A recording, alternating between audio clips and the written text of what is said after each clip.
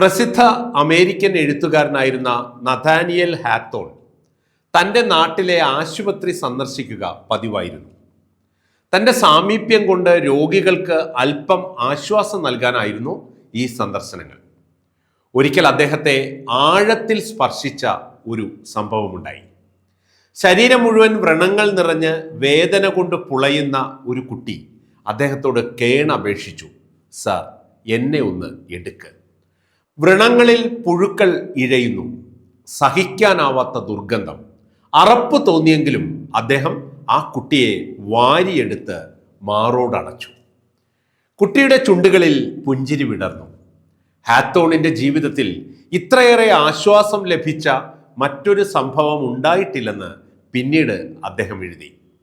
മറ്റുള്ളവർക്ക് സ്നേഹം കൊടുക്കുമ്പോഴാണ് നാം ദൈവത്തെ കാണുന്നത്.